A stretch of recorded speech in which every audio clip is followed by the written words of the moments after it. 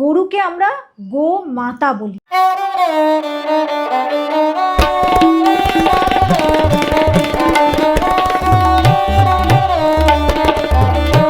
মানে মায়ের স্থান দিই কেন? গরুর দুধের সোনাটা, আমরা সমস্ত যে গরুর দুধের যে প্রোডাক্ট গুলো পাই, ঘি মাখন দেখবে সব স্বর্ণময় কালার। একটা খুব সুন্দর করে একটা কুজ আছে, ওইখানেই বহু যুগ আগে থেকে গোশাস্ত্র চরক বলে গেছেন। স্টেপল ফুড ছিল একসময় দুধ ভাত। দুধ ভাত বিষ্ণু পুরাণ থেকে আরম্ভ করে মার্কণ্ডেয় পুরাণ, তো এটা নিয়ে একদিন টোটাল এপিসোড করতে হবে, এত শ্লোক বলা আছে।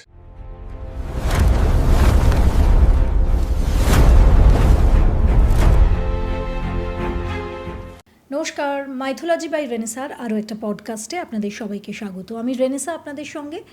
আজ আমরা আলোচনা করব অত্যন্ত গুরুত্বপূর্ণ একটা বিষয় নিয়ে।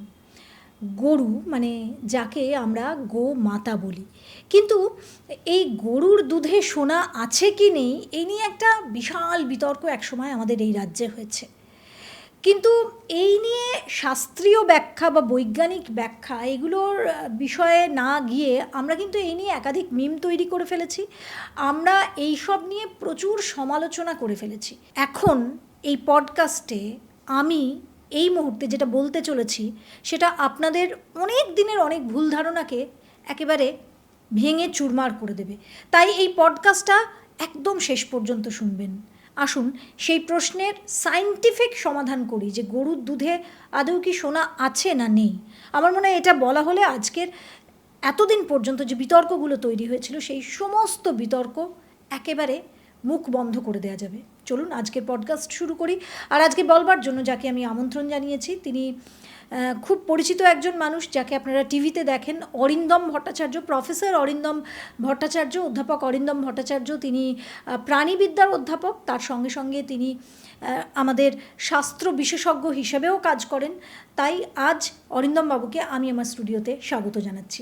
নমস্কার অরিন্দম বাবু। বেদ আমাদের সর্বপ্রথম, বা আমরা যে ধর্মগ্রন্থ পেয়েছি সেই বেদে এই গরু সম্পর্কে বা গো মাতা সম্পর্কে কি বলা হয়েছে?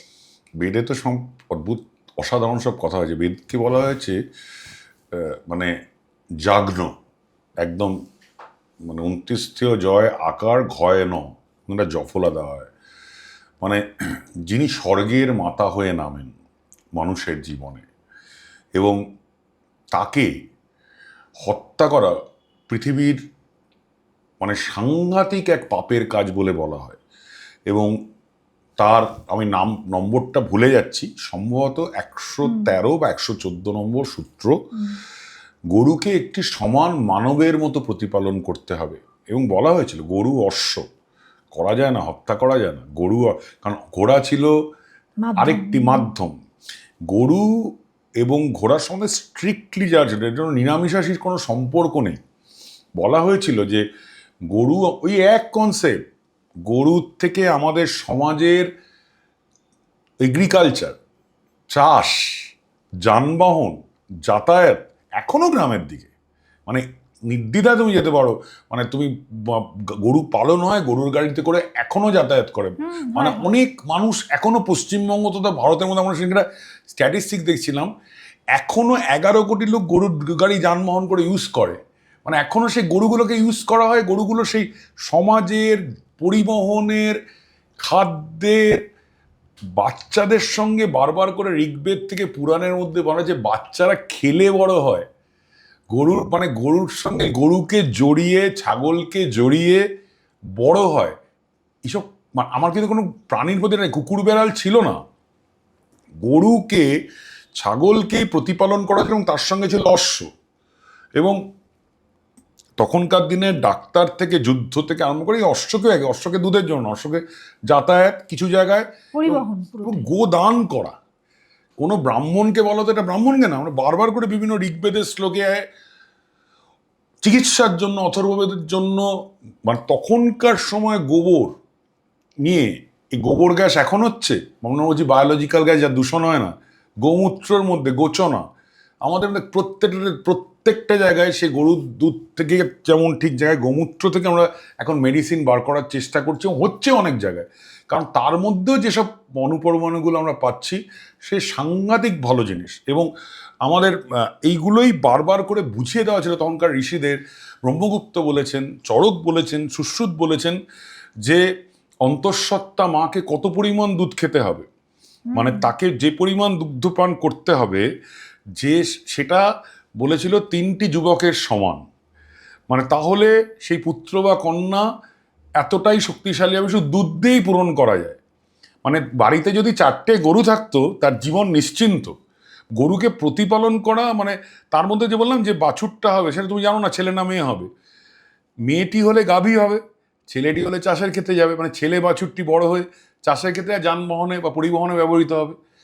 ঋগ্বেদ থেকে আরম্ভ করে বিষ্ণু পুরাণ থেকে আরম্ভ করে মার্কণ্ডেয় পুরাণ, তোমার এটা নিয়ে একদিন টোটাল এপিসোড করতে হবে, এত শ্লোক বলা আছে এবং এতভাবে বলা আছে। তারপরে তার বিজ্ঞান সমস্ত কিছুতে চরক, সুশ্রুত, ব্রহ্মগুপ্ত, ভাস্কর, খনা, বরাহ, মিহির সবাই খালি গরুর কথা বলে গেছেন। বলেছেন বাড়িতে গরু আছে ভাগ্য ভালো থাকবে, গরুকে ব্যথা দিচ্ছ না তো, গরুর প্রতিপালনে কর্তা তো দূরের কথা, গরুকে ফেলে রেখে দিয়েছ, ভালো করে দিচ্ছ না তাকে, এর জন্য সাংঘাতিক গরুর দুধের কোয়ালিটি নেমে যায়। এখন বিজ্ঞান দেখা যাচ্ছে তুমি আর বাজে খাবার খেতে দিলে সস্তায়, বস্তারা বলে এই তুই ঘাস বিচালি খাচ্ছিস, খা ভালো ঘাস, ভালো পাতা, তাহলে গরুর দুধটাও ভালো হয়। সেই দুধ আমিও খাই, বাছুরটাও খায়। এরপরে গরুর কথা যখন এলো তখন প্রাচীনকালের কথা বলতে গেলে আমরা কামধেনুর কথা অবশ্যই জানতে চাইব। ঋষি বশিষ্ঠ এবং কামধেনু, তাদের যদি এই মানে আমাদের শাস্ত্রে তারা কিভাবে সম্পৃক্ত হলেন, এবং গরু কি সত্যিই আমাদের শাস্ত্রে একটু গ্লোরিফাইড করা হয়েছে তাকে, নাকি সত্যি আমাদের জীবনের অপরিহার্য অঙ্গ ছিল? আমি খুব সহজভাবে বলাই, কামধেনু কথাটার অর্থ স্বর্গীয় গাভী। এবং আমি খুব বোঝানোর জন্য বলি, আমাদের একটা সময় বলা হতো কল্পতরু উৎসব, সব বাঙালি জানে 1লা জানুয়ারি, আমাদের 1লা জানুয়ারি কোনোদিন নববর্ষ না, আমাদের কাছে 1লা জানুয়ারি হচ্ছে কল্পতরু উৎসব। কল্পতরু উৎসব মানে রামকৃষ্ণ পরমহংসদেব কি বলেছিলেন যে আমরা এখনো গিয়ে কাশীপুরের মঠে গিয়ে কল্পতরু মানে কল্পনাতে তো গাছ, যার কাছে যা কিছু চাওয়া যায় সেটাই পাওয়া যায়। ঠিক ব্যাপারটা কি তাই? ব্যাপারটা হচ্ছে কল্পতরুর কাছে আমরা চাই অনেক কিছু, হয়তো পার্থিব জিনিস চাই, ছেলের পরীক্ষা ভালো হোক, মেয়ের ভালো বিয়ে হোক, এইগুলো সবাই চায়, অনেকটা সেই মন্দির মসজিদে ঢিল বেঁধে আসার মতো। তার কাছে চাইলেও 1লা জানুয়ারি ভিড়ে ফেটে যায়। আসলে কি তাই? ঠাকুর কি বলেছিলেন? ঠাকুর বলেছিলেন, শ্রী শ্রী ঠাকুর বলেছিলেন তোমাদের যেন চৈতন্য হয়, তোমাদের যেন তোমরা নিজেকে ভেতরটাকে, যে কামধেনু একদম সেই কনসেপ্ট। কামধেনু মানে স্বর্গীয় গাভী, তার কাছে যা চাওয়া যেত, একদম নামটা হচ্ছে কামধেনু, মানে একদম ঋগ্বেদে উল্লেখিত, পুরাণে উল্লেখিত কামধেনু হচ্ছে নট গ্লোরিফাইড, ওই এক কথা। তার মানে মানে স্বর্গীয়, তুমি যদি তাকে পশু ভাবতে পারো, আমি প্রাণীবিদ্যার লোক, আমায় গরুকে পশুভাবেই বলতে হয় নিঃসন্দেহে, এবং এটা নিয়ে আমার কোনো অসুবিধাই নেই। একে একদম স্বর্গীয় থেকে উল্লেখ, আমি বলছি ছাগল নয়, পাকে যেমন আমরা বলি আর কি জটায়ুর কথা, এই এমনভাবে গরুকে গ্লোরিফাই করা, তিনি হচ্ছেন এক মহান ঋষি, ওই রকমভাবে রূপে প্রতিষ্ঠা হয়েছেন। তার কাছে মানে এই কামধেনুর ছবি কল্পনা করে বশিষ্ঠ মুনির আশ্রমে শোনা যায় যে বশিষ্ঠ মুনি তাকে ডেকে পাঠিয়েছিলেন, এবং সেইখানে ঠিক এই কল্পতরু উৎসব ঠাকুর নেমে এসেছিলেন 1লা জানুয়ারি, শিষ্যদের বলেছিলেন তোমাদের ভালো হোক, তোমাদের চৈতন্য হোক, চৈতন্য মানে তোমরা প্রকৃত মানুষ, ঈশ্বরের সন্ধান পাও। বশিষ্ঠর কাছে কামধেনু মানে গরু দাঁড়িয়েছিল, বশিষ্ঠ বেড়েছিলেন, ঠাকুর যেমন নেমে এসেছিলেন স্বর্গ থেকে, সে নেমে এসেছিল। আসলে বোঝানো হয়েছিল সেই কামধেনুর কাছে নিজেকে ভালো করো, বলো ঈশ্বরের খোঁজ করি, জীবনে প্রকৃত মানুষ হয়ে নিজের অন্তরাত্মাকে, আমি কে তাকে খুঁজে পেতে পারি কার মাধ্যমে, সেই রকম গরুর কাছে প্রার্থনা করো। মানে বশিষ্ঠ ডেকে এনেছেন এক ঋষিতুল্য গাভীকে। এই কনসেপ্ট ভারতবর্ষের শাস্ত্র পুরাণ ছাড়া ব্যাখ্যা করা যাবে না। মানে রবীন্দ্রনাথ একবার লিখেছিলেন যে গরুকে আমরা কেন মাতা রূপে দেখি এবং কেন দেবতা রূপে দেখি, ডিটেল বলেছিলেন রবীন্দ্রনাথকে। আবার এই নিয়ে মজাও আছে, স্বামীজির কাছে গিয়ে বলেছেন মানে একদম ঐশ্বরিকভাবে, আপনি যে কী করছেন, আপনি কি এত গোহত্যা হচ্ছে দেখছেন না, এত বিয়ে করে, তখন বলেছে তুমি মানুষের দিকে তাকো, সবকটাই। এগুলো অনেকে আবার নাস্তিক মার্ক্সবাদীরা ইউজ করে থাকেন। উনি বলেছেন তুমি যে গরুর সন্তান আমি বুঝতে পেরেছি, সেটা গরুর বুদ্ধিহীনতার কথা বলেছেন সেটা, কিন্তু স্বামীজি তারপর প্রচুর মানে এই যে ওই টুকরোটাকেই নেওয়া না, বলা হয়েছে মানুষকে রক্ষা করো, গরুকে রক্ষা করো। তুমি মানুষ ছেড়ে, তোমার নরনারায়ণকে ছেড়ে তুমি শুধু গরু রক্ষা করছো এই ধর্মের নামে, এগুলো করো না। মানুষ এবং গরুকে শিবজ্ঞানে জীবসেবা, একদম জীব নট মানুষ সেবা, শিবজ্ঞানে একটা পাখি, একটা পশু, একটা গরু, একটা ছাগল, বিশেষ করে গরুর সম্মান বারবার উল্লেখিত হয়েছে। গরুকে আমরা গো মাতা বলি, মানে মায়ের স্থান দিই কেন? তোমাকে গরুর মাতার জায়গায় তুমি যেখানে কথাটা শুরু করলে, এটা কোনো রাজনৈতিক বিষয় কি নয়। আমরা বলি গ্রামের গল্প, মানে তুমি একদম তুমি যে কোনো মানুষকে দেখবে যখন কোনো হাসপাতালে যাচ্ছে, বলছে এইটা খান, ভালো করে পালং শাক খান, ভালো করে ছাগলের মেটে খান। কেন খান? শরীরে আয়রন বাড়বে। আমাদের শরীরে তো সত্যির রক্তের মধ্যে লোহা আছে, আয়রন আছে। আমরা মেয়েরা খায়, আমাদের দেশ গরিবরা যে মেয়েরা একেবারেই তাদের পুষ্টির অভাবের মধ্যে ওয়ান অফ দ্য রিজন হচ্ছে তাদের শরীরের ঋতুচক্র, এবং অনেক জায়গা থেকে তাদের রক্তের লসে 7-8 হিমোগ্লোবিন। কী করে খাই আমরা? তখন আমরা দেখবে অনেক বেয়ার্স টনিক খেয়েছি, সব খেয়েছি। কেন? গ্রামের মা বাবারা দাদারাও জানে শরীরে আয়রন বাড়বে, মানে লোহা বাড়বে। শরীরে লোহা মানে কি সেই লোহা দিয়ে লোহা বানানো যায় না। ঠিক তেমনিভাবেই গরুর দুধে সোনা তো আছে। গরুর দুধে সোনাটা আছে মানে সোনাটাকে মলিকুলার লেভেলে আছে, একটা পারমাণবিক লেভেলে। যেমন আমাদের শরীরের মধ্যে আয়রন থাকে, ঠিক তেমনিভাবে গরুর দুধে অরিয়াম থাকে। এবং এই গরুর দুধের সোনার জন্যই আমরা সমস্ত যে গরুর দুধের যে প্রোডাক্টগুলো পাই, ঘি মাখন, দেখবে সব স্বর্ণময় কালার। ওই জন্য বলা হতো স্বর্ণ গাভী।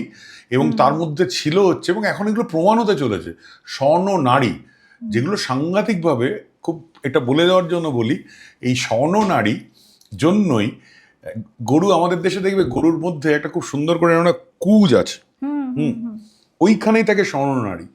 বিদেশি যে গরুগুলোর ব্রিডগুলো আছে, সে আমেরিকা হতে পারে, অস্ট্রেলিয়া হতে পারে, তৈরি করছে তারা, তাদের কুচ পাবে না।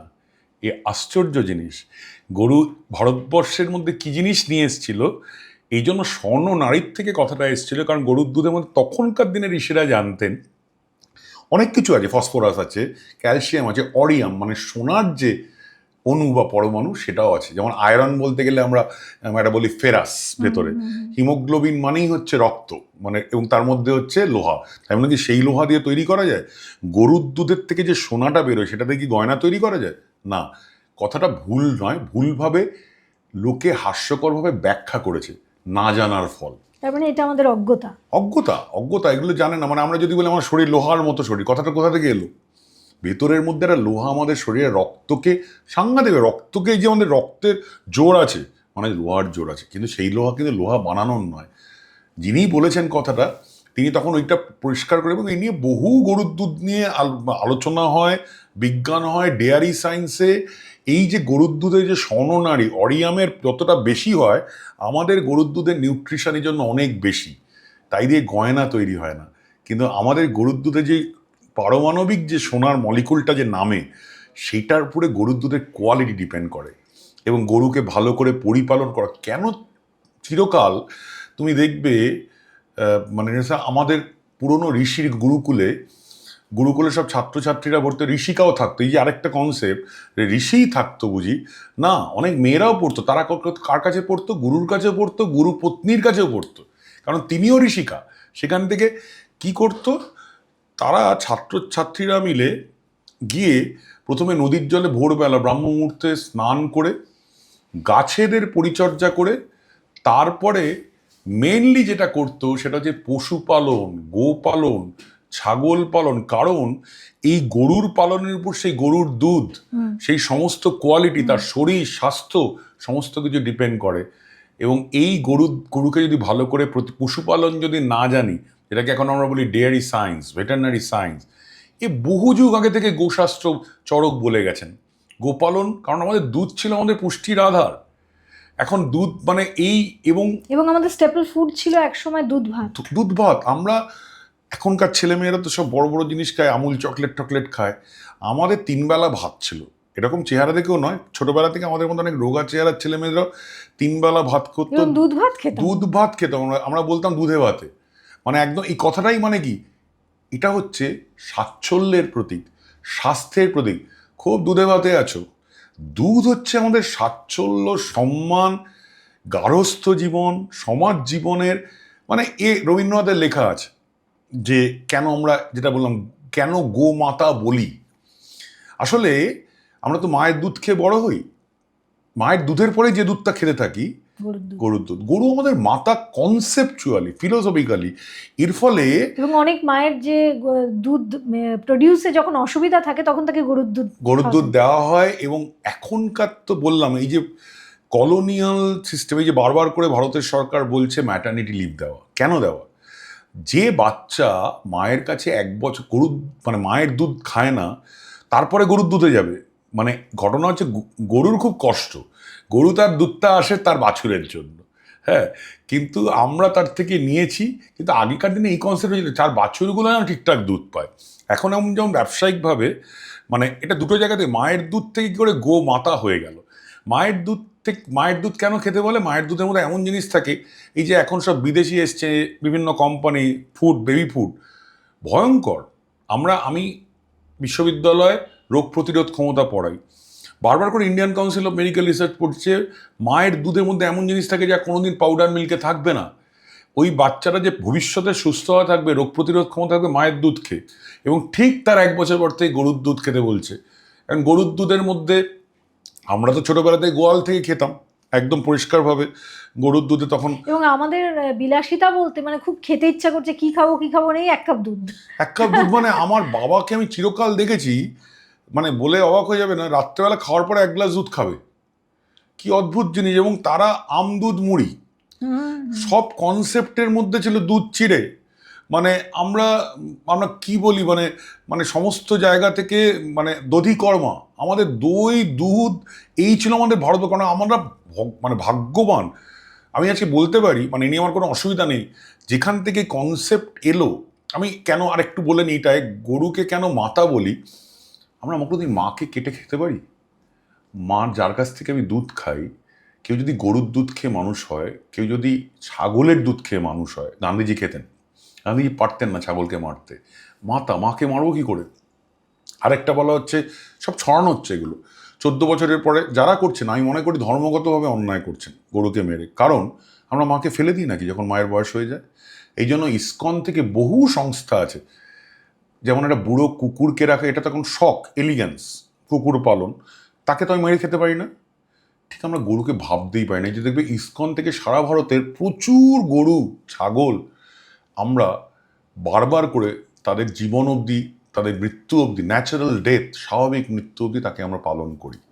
এই হচ্ছে আমাদের দেশের কনসেপ্ট ছিল। মানে বলা হয় না যে মানে গরুকে রুটি খাওয়ানোর সংস্কৃতি আর রুটি দিয়ে গরু খাওয়ার সংস্কৃতি এক নয়।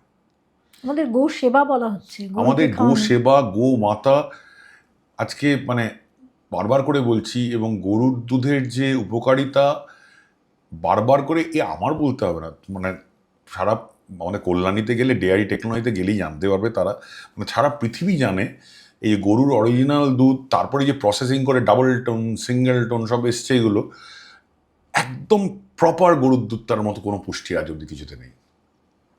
আমাদের কি করতো, গোয়ালারা জল মিশিয়ে দিত। গরুর দুধ এত কস্টলি, যে গরুকে প্রতিপালন এত ভালোভাবে করা হতো। এখনো মানে এই গরুর দুধ, ওই যে বললাম, যতটা পেরে নিয়ে নিত, বাছুর খেতে পেতো না, সেগুলো কিন্তু আমাদের কনসেপ্ট নয়। বাছুরকে দিয়ে তারপরেও আমরা গরুর দুধটা দুইয়ে নিতাম।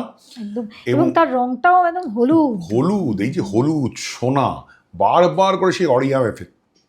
মানে যতক্ষণ এর মধ্যে ফসফরাস আছে, ক্যালসিয়াম আছে।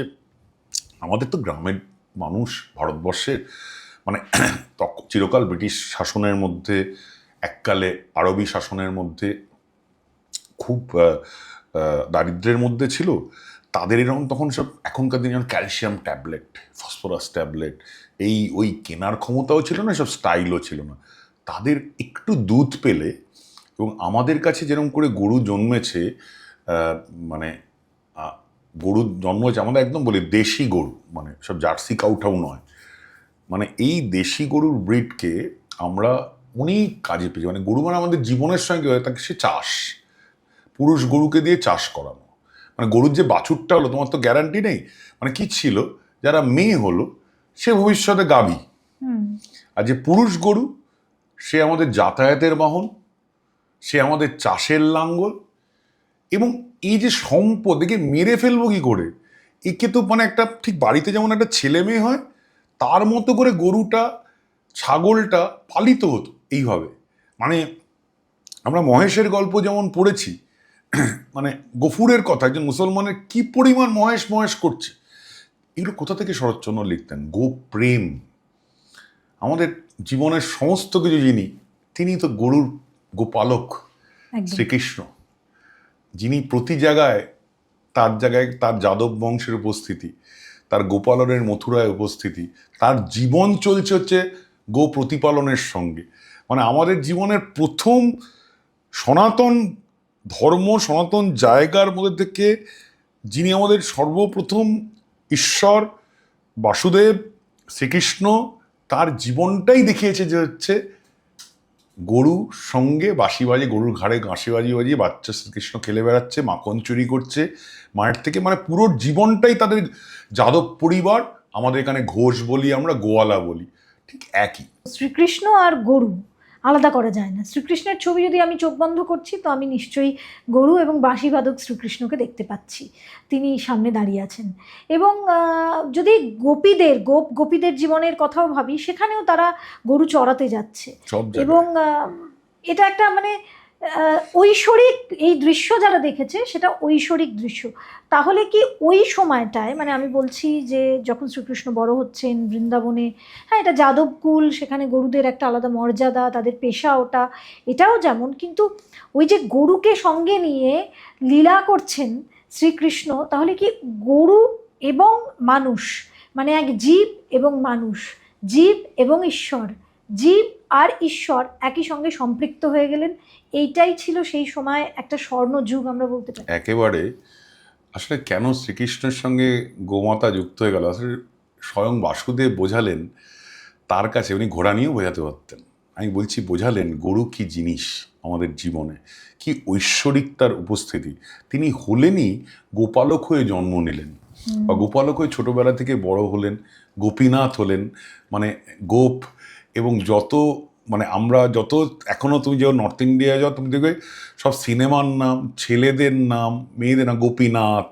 আমাদেরও বাঙালির মধ্যে প্রচুর কানহা, এবং কন্টিনিউয়াস গরুর। কেন উনি দেখালেন যে এই হচ্ছে ভারতবর্ষ, পাবে না পৃথিবীর কোনো জাতির মধ্যে জিনিস পাবে না, কোনো শাস্ত্রে পাবে না। এইভাবে সামাজিকতা, পশুপালন, গরুর মাহাত্ম্য স্বয়ং ঈশ্বরের মাধ্যমে উপস্থিত হলো।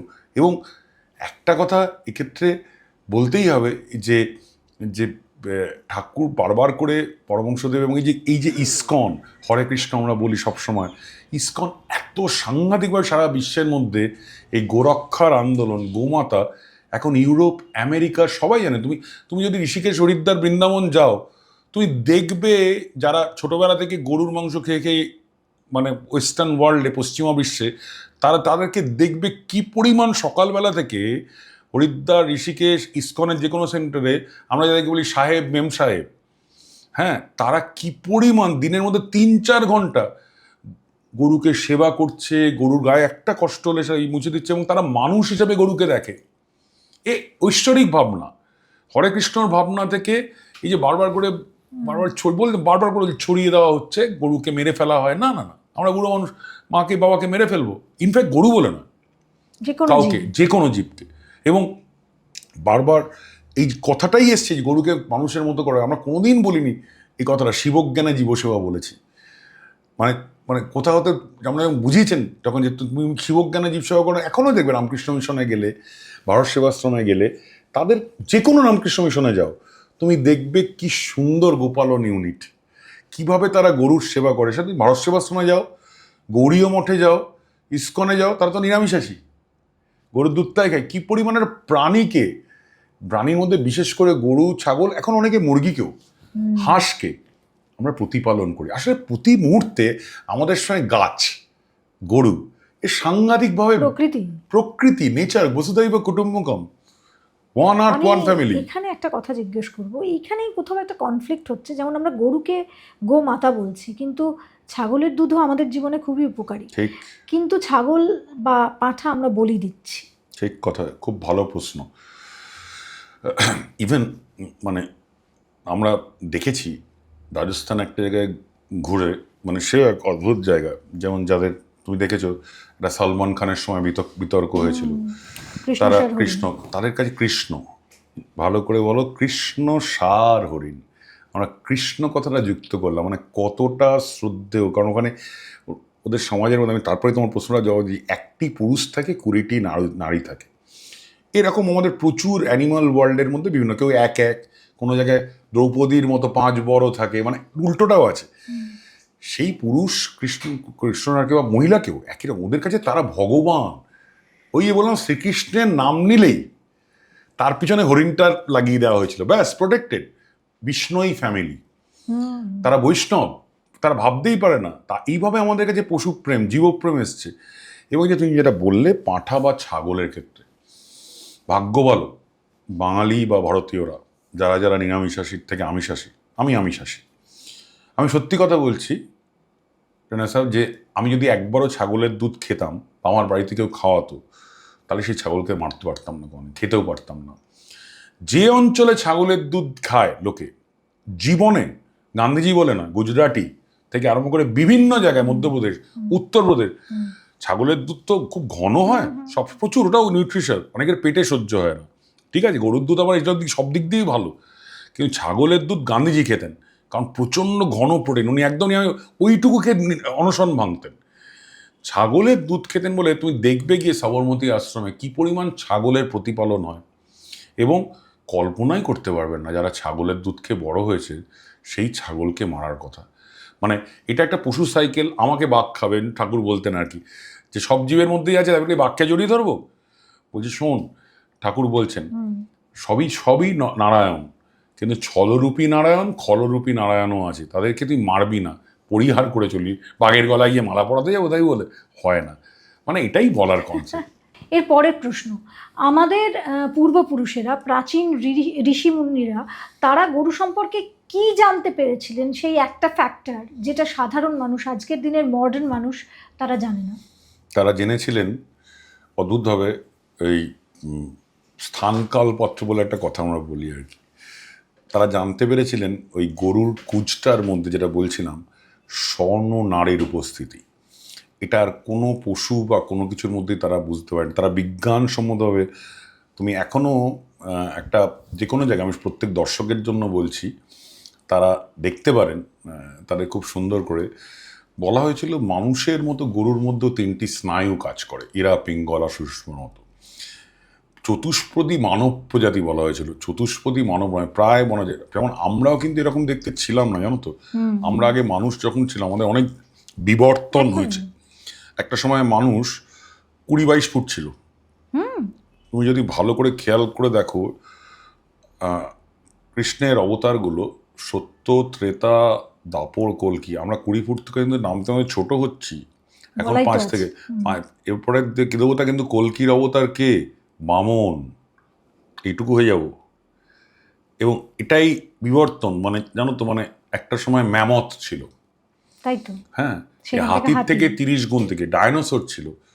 খুব মজা, এটা বিজ্ঞানের জায়গা দিয়ে এগুলো আমাদের বারবার করে কালচক্রগুলো যখন বলা হয়েছে, এই প্রতি কালচক্রের মধ্যে গরুর কথা বলা হয়েছে, যে গরু খুব অদ্ভুতভাবে এই চতুষ্পদী কথা, খুব অদ্ভুতভাবে অথর্ববেদের কিছু জায়গায় উল্লেখ আছে। আমি আর সংস্কৃত বলে নষ্ট করবো না জিনিসটা। গোমাতা তাভিও সুখান দেহি, হ্যাঁ, গোমাতা চিরকালই সব কালচক্রের সুখ দেবে।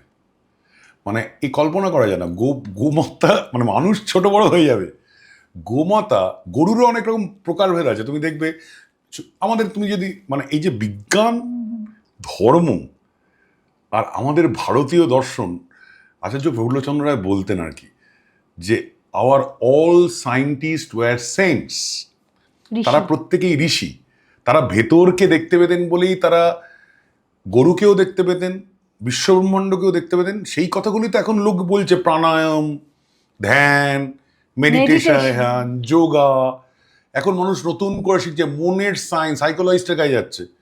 আরে আমাদের সমস্ত ঋষিরা ছিল মনের সায়েন্স, তাকে গরুকে ব্যাখ্যা করা, তার গোধন ব্যাখ্যা করা, স্ত্রীধন গোধন বারবার করে বলা হয়েছে। আমাদের এই জন্য বলা হয় যে স্বর্ণধন, সোনা বেচতে নেই, সোনা হারিয়ে গেলে খারাপ। সেই গরুর দুধ থেকে সোনা, স্বর্ণ কোনখান থেকে হলো, সোনা এত ভালো অলংকার হলো, সেই ভারতবর্ষ থেকে বিশ্বের সমস্ত লোকরা কেন আসতো ভারতের দিকে?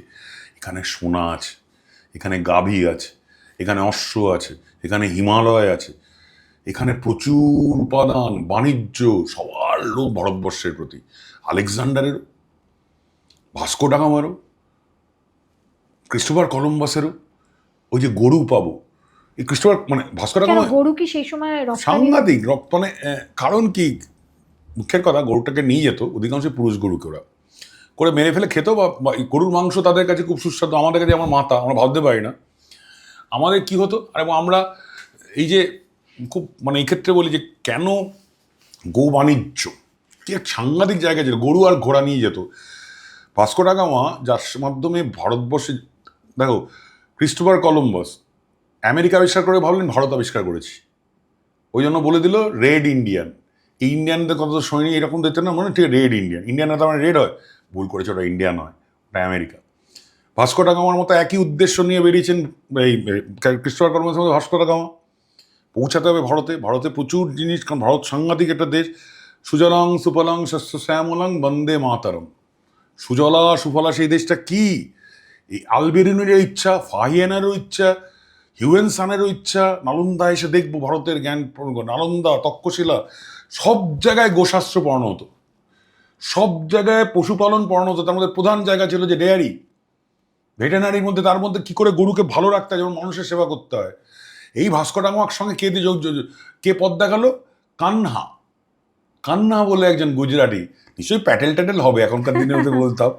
সে কান্হা গরু আর ঘোড়া নিয়ে ভাস্কো ডা গামা লিখেছেন, এখনো লিসবন থেকে বেরোয় ডা গামা জার্নাল, সেখানে উনি লিখেছেন, তার এখনো আর্কাইভ আছে, আমি নিজে লিসবনে গিয়ে দেখেছি।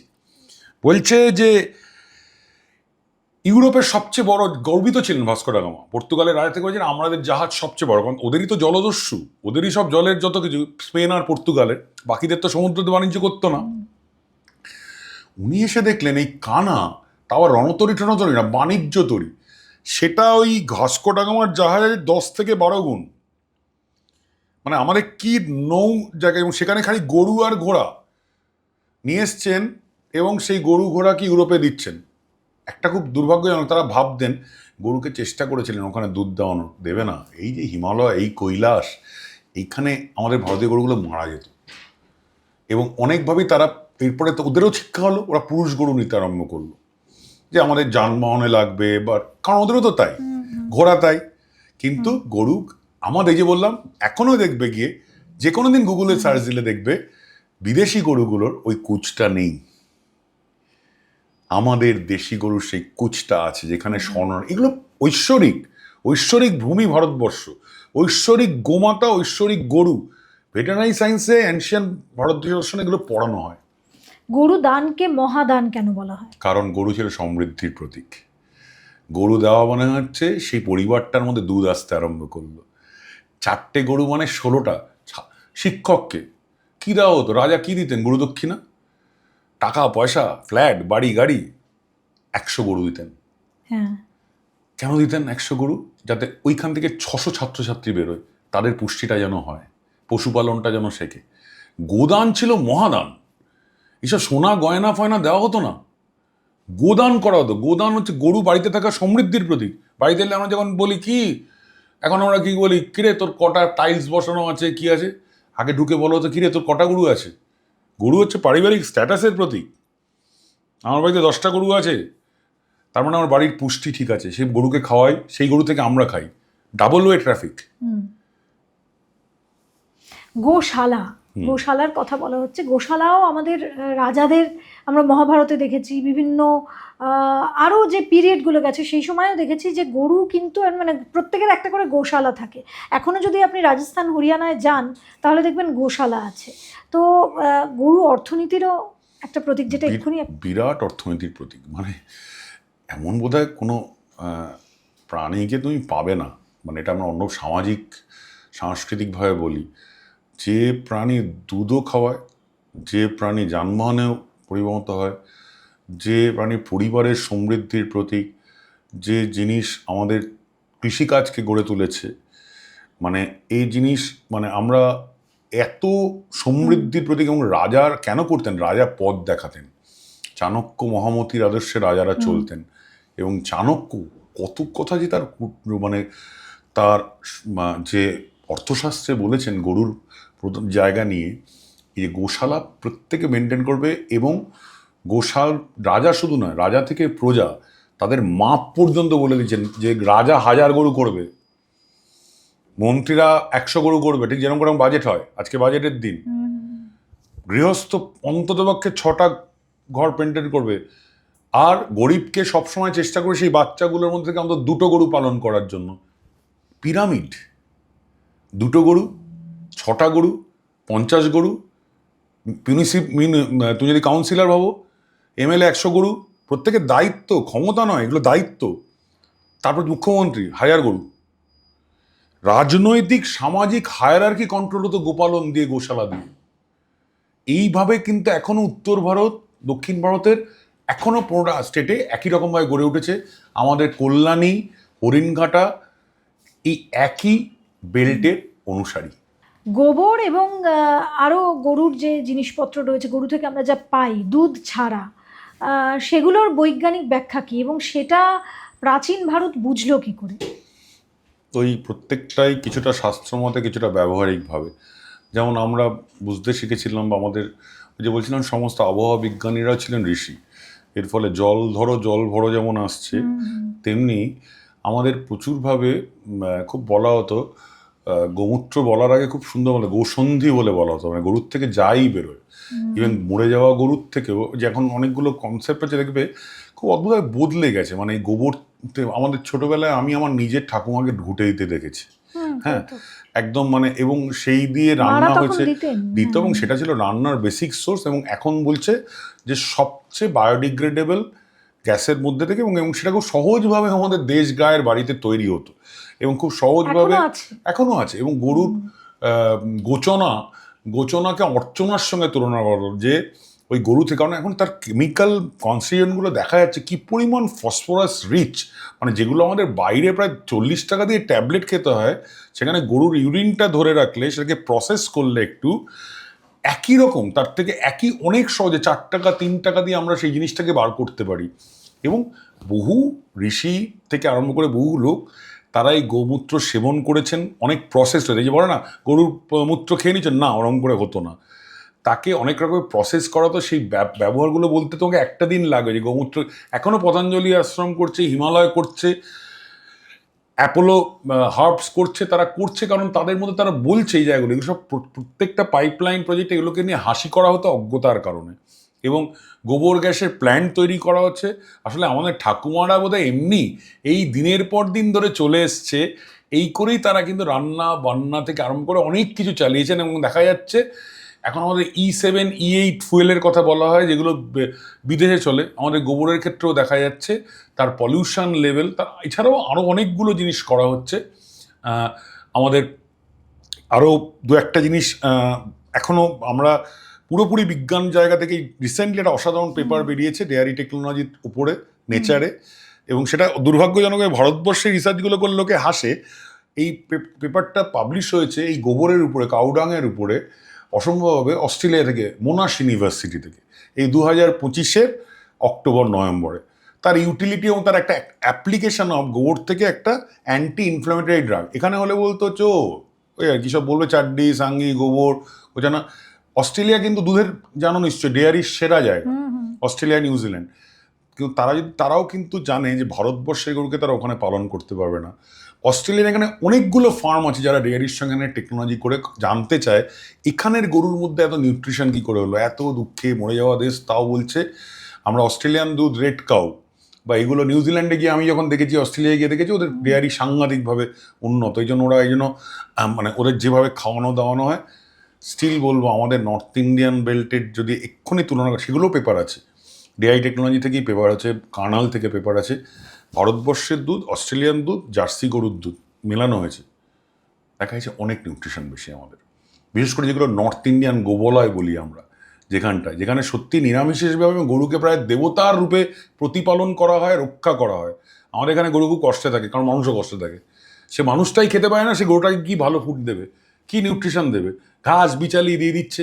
তাও তাদের মধ্যে ঐশ্বরিক ভাবনা আছে বলে এখনও গ্রামের মানুষরা, আমাদের পশ্চিমবঙ্গ থেকে আরম্ভ করে উড়িষ্যা, বিহার আমি ঘুরে দেখেছি, বিহার তো ছেড়েই দাও, গোবলয়ের মধ্যে তারা কি লেভেলে নিজে না খেয়ে, নিজে হয়তো 3টে রুটি খেয়ে 2টো রুটি দিয়ে দেবে গরুকে বা ছাগলকে, জানে ওর নিউট্রিশন দরকার। আমরা এই ধারণায় বশবর্তী হয়েছি, মানে বারবার করে বলছি যে, আর এগুলো নর্থ ইন্ডিয়ার দিকে যখন যাবে দেখবে মানে গরুকে প্রায় ভগবান রূপে পুজো দিচ্ছে, মালা পরাচ্ছে, গোরক্ষণ দিবস হচ্ছে, জন্মাষ্টমীর দিন পুজো করা হচ্ছে। মানে আমার সংস্কৃতি, সমাজ, সমস্ত কিছুর মধ্যে ঈশ্বর হিসেবে গরুকে আমরা দেখেছি, তার আবার হত্যা, তার ক্ষতি করা। আমার এই পডকাস্টের একদম শেষ প্রশ্ন, আমরা গরুর ইউটিলিটি, আমরা গরুকে কেন প্রিজার্ভ করব, কেন রক্ষা করব, আমাদের পূর্বপুরুষেরা, ঋষিমুনিরা সেটা আমাদের শিখিয়ে গেছেন, কিন্তু তার সঙ্গে একটা বিষয়ও শিখিয়েছেন, গরুকে আমরা কতটা ভালোবাসবো, কতটা গরুর দুধ ব্যবহার করব, কতটা করব না, কোন জায়গায় গরুর দুধ আমরা বাছুরের জন্য ছেড়ে দেবো, আর কোন জায়গা থেকে আমরা গরুকে কষ্ট দেব না। অতএব এই যে শিক্ষাগুলো, লিমিটেশন, কোথায় লিমিট করতে হবে, কোথায় থামতে হবে, এটা কিন্তু আমাদের পূর্বপুরুষেরা শিখিয়ে গেছেন আমাদের। কিন্তু সেই ধর্মীয় আবেগ যেমন রয়েছে, তার সঙ্গে সঙ্গে এই কথাগুলোও তো আমরা কোথাও ভুলে যাচ্ছি। মানে খুব সহজ একটা উদাহরণ দিই। আমি বলি না সবটা খারাপ, সামাজিকতার সঙ্গে চলতে হয়। পলিউশন কমা বলে এখন তো আমি গাড়ি ছেড়ে পালকিতে যেতে পারবো না। খুব সহজ ব্যাপার। আমার প্রগতি এগিয়েছে, আমাকে কিছু জিনিস করতে হবে, খুব সহজ জিনিস। আমাকে আমার এক বন্ধু জিজ্ঞেস করেছিল, আমি সেটা নিয়ে পরে জানতে চাই, তুমি বললে কীভাবে হারিয়ে গেছে। আমরা কোনোদিন চামড়ার চটি পরতাম না। দেখবে ঠাকুমারা তো পায়ে খালি পায়ে হাঁটতেন, সেটা গরিবের জন্য না, অনেক কারণ আছে। তারা খড়ম পরতেন। তারা পারতেন না এটা ভাবতে যে যাকে আমি গোমাতা বলে দেখি তার চামড়া আমি পায়ে গলিয়ে যাব। বদলেছে অনেক কিছুই। মোষের মাংস, চামড়া শিল্পের কথা বলি, যদি একটি সম্প্রদায় ওটা করে, দেখবে আমরা কোনো ইনভলভ হতে পারি না। আমরা পারি না ভাবতে এটা আমাদের কাছে। তার মানে চামড়ার দরকার নেই? অবশ্যই দরকার। যে লেদার ব্যাগ কত স্ট্যাটাসের প্রতীক। আমার কাছে নয়, আমার কাছে জুট ব্যাগটা স্ট্যাটাসের প্রতীক। কারণ আমার ভাবতে খারাপ লাগে, কারণ আমার বিশ্বাসকে সেটা আঘাত করে অনেকগুলো জায়গাতে। এবং আমাদের চামড়ার বেল্ট, চামড়ার সমস্ত কিছু মানে চেষ্টা করার জন্য এই যে গো রক্ষণ, গোমাতার সমস্ত কিছু, কারণ আমাদের একটা সাংস্কৃতিক ঐতিহ্য ভারতবর্ষে। শ্রীকৃষ্ণ বাসুদেব থেকে তার জন্ম, গীতার প্রথম ছবিটা শুরু হয় গোমাতার উপরে তার বাঁশি বাজাচ্ছে, মানে যে কোনো গীতা প্রেসের যে কোনো জায়গায়। সাংস্কৃতিক ঐতিহ্য, সামাজিক ঐতিহ্য, রাজনৈতিক ঐতিহ্য গোরক্ষণ করা। এবং এগুলো একদম ইসকন, ভারত সেবাশ্রম সংঘ, রামকৃষ্ণ মিশন একদম প্রপারলি বলা হচ্ছে, আমরা যদি এই জিনিস না দেখাই, আমরা যদি এই জিনিসটাকে না মেনটেন করি গ্রাম, বাংলা, শহরে, পরের জেনারেশন কিন্তু গরুকে মারাই শিখবে। এবং এটা আমাদের কাছে খুব যন্ত্রণাদায়ক বিষয়। মানে গরুকে এই যে বলে দিচ্ছে, অনেকে বিক্রি করছে জায়গার জন্য আমরা অধিকাংশই বলে দিই, এর মধ্যে প্রায় 73%, আমাদের যতটুকু জানা, আমার বন্ধুর সঙ্গে আমি জিজ্ঞেস করে এলাম, প্রায় 73% buffalo unit, not cow. Still মানে যতটুকু হয়েছে যারা করছে, আমার ধর্মে, দর্শনের ক্ষেত্রে গোমাতাকে মরে যাওয়ার পরে যদি কেউ কিছু করে, ন্যাচারাল ডেথ, মেরে ফেলা যায় না। অনেক হিন্দু গরিবির জন্য করে। এই যে দেখলে কুরবানির সময় খুব সহজ ব্যাপার, যে অনেক হিন্দুর নাকি ক্ষতি হয়ে গেল। হিন্দু গ্রামে এককালে শিক্ষা ছিল না এই জিনিসে, যে কুরবানির জন্য গরু বিক্রি করে দেবো, আমি করব না, আমি গরুকে প্রতিপালন করব। এখন বয়স, দুধ দেওয়া ছেড়ে দিল, মেরে ফেলবো মাকে, যার দুধ খেয়ে বড় হয়েছি। তাকে গোরক্ষণ করার কথা। গরিবই এসছে, এখনো তুমি পাবে না। মধ্যপ্রদেশ, উত্তরপ্রদেশ, উত্তরাখণ্ডে তুমি পাবে না কেউ কোনো জায়গায় কোনো সম্প্রদায় আরেক সম্প্রদায়ের জন্য গরুর হাট বানাচ্ছে। সংস্কৃতি হারিয়ে যাওয়ার ফল। 80 বছরের কালচারাল মার্কসিজম, জেহাদিজম জন্য আজকে পশ্চিমবঙ্গ ভারতবর্ষের হিন্দু জাতীয়তার ভূমি ছিল। কোনোদিন রবীন্দ্রনাথ, নেতাজি, কেউ কোনো গরু, আমরা তো নিরামিষ, আমরা আমিষাসী, ভাবতে পারেনি কেউ গরু খাওয়ার কথা। পেয়েছো কোনোদিনও? আজ রাস্তায় দাঁড়িয়ে দুজন গরু খাচ্ছে। মাংস খাচ্ছে, কতটা আজকে অন্য জায়গায় করলে মেরে ফেলে দিত। কারণ হচ্ছে এইভাবে তুমি একদম ধর্মবোধকে, সংস্কৃতিবোধকে আঘাত করতে পারো না। একজন ফিল্ম স্টার বলছে দাঁড়িয়ে অষ্টমীর দিন গরু খেতে আসবি, মানে আক্রমণ করা যায়? আমি একটি অন্য সম্প্রদায়ের উপাসনা স্থলে গিয়ে শুয়োরের মাংস নিয়ে যাব তার কোনো উদাহরণের দিনে? এগুলো করতে বাজে লাগে, এগুলো ভাবতেই পাই না আমরা। আমাকে সাংস্কৃতিকভাবে আক্রমণ করা যায়, পারবে এটা ইউপিতে করতে, মহারাষ্ট্রে করতে? কংগ্রেস বিজেপি বলে কোনো কথা নয়, পারবে এটা তামিলনাড়ুতে করতে? পারবে না। এই সাহস শুধু কেরালা, পশ্চিমবঙ্গে গড়ে উঠছে। এবং এই যে হিন্দুত্ব, গোরক্ষা, গোসংস্কৃতি, গোধন, গোশালা, এর মধ্যে সম্পূর্ণ বিজ্ঞান আছে, পুষ্টি আছে, সাংস্কৃতিক ঐতিহ্য আছে, সামাজিক ঐতিহ্য আছে, সমৃদ্ধির প্রতীক আছে, কামধেনু আছে, শ্রীকৃষ্ণ আছে। একদম। আমরা আজকে অনেকটা আলোচনা করলাম এবং আমার মনে হয় আমরা রাজনীতিটাকে দূরে সরিয়ে রেখে যদি আমাদের শাস্ত্র, আমাদের পূর্বপুরুষের ইতিহাস দেখি, তাহলে গরু কিন্তু আমাদের জীবনে শুধু একটি গৃহপালিত পশু নয়, গরু আসলে আমাদের পরিবারেরই অংশ। তাই গরুর রক্ষা, গরুর প্রোটেকশন, প্রিজার্ভেশন, এগুলোর কথা সেই মানে কবে থেকে যে বলা হচ্ছে, হয়তো বেদেরও আগের থেকে, কিন্তু আমাদের কাছে ঋগ্বেদেই তার উল্লেখ আছে, সেখান থেকেই আমরা জানতে পারছি। তবে একটা কথা বলবো যে এই গরু আমাদের জীবনে কি এবং গরু আমাদেরকে কি কি দেয়, সেগুলো যদি আমরা একটু একটু ঝালিয়ে নিই, তাহলে মনে হয় আমরা এই ধরনের স্টেপ নেওয়ার ক্ষেত্রে খানিকটা আমাদের বিবেক জাগ্রত হবে এবং এই ধরনের স্টেপ আমরা নেব না। যদিও এটা আমরা আমার মাইথোলজি চ্যানেলে আলোচনা করছি, সুতরাং আমরা ধর্মীয় দিকের কথাই আলোচনা করব, রাজনীতিটাকে এখানে সম্পূর্ণ আলাদা করেই রাখবো।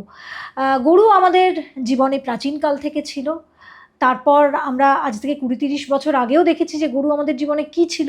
এখনও গরু আমাদের জীবনে আছে, কিন্তু হয়তো একটু অন্যভাবে বদলে গেছে, তার আধুনিকীকরণ হয়েছে, তার গরুর যে প্রোডাক্টগুলো সেগুলো একটু আধুনিকভাবে আমাদের কাছে আসছে। ডিরেক্ট গরুর সাথে যে কানেকশন, সেটা হয়তো এই শহুরে জীবনে অনেকটা আমাদের কেটে গেছে বা আমরা কাটাতে বাধ্য হয়েছি। যাই হোক, আজকের এপিসোডটা করার একটাই লক্ষ্য ছিল যে যারা জানেন না যে গরু আমাদের জীবনে কতখানি, কবে থেকে, এবং গরুর দুধ সোনা কি সোনা না, কেন গরুর দুধে সোনা এই কথাটা বলা হয়েছে, এর কি সত্যিই কোনো সায়েন্টিফিক কারণ আছে, নাকি পুরোটাই একটা মিথ বা গালগল্প বা একটা মিম করার জিনিস মাত্র, সেটাই আজকে তুলে ধরলাম। সবাই ভালো থাকবেন। আজকের এপিসোডটা যদি আপনাদের উপযোগী মনে হয় তাহলে লাইক, শেয়ার আর কমেন্ট করতে ভুলবেন না। কমেন্টে অবশ্যই আপনার মতামত বা আপনার যদি অন্য কোনো মত থাকে সেটাও লিখতে ভুলবেন না। তবে হ্যাঁ, যারা এখানে বলছেন তাদের ক্ষেত্রে শালীনতা বজায় রাখার চেষ্টা করার আবেদন আমি করব, কারণ প্রত্যেকটি মানুষের একটা সম্মান আছে, সুতরাং সেটুকু রক্ষা করে আমরা কথাবার্তা নিয়ে অবশ্যই আলোচনা সমালোচনা চলতেই পারে। আর সবশেষে বলি, চ্যানেলটা সাবস্ক্রাইব করে নেবেন, আর আমাদের মেম্বারশিপ অফার খুলে গেছে, যারা নিতে চান তারা অবশ্যই নিতে পারেন। আজকের এপিসোড এখানেই শেষ করছি, সবাই ভালো থাকবেন। আরও একটা নতুন পডকাস্ট নিয়ে হাজির হচ্ছি। নমস্কার। নমস্কার।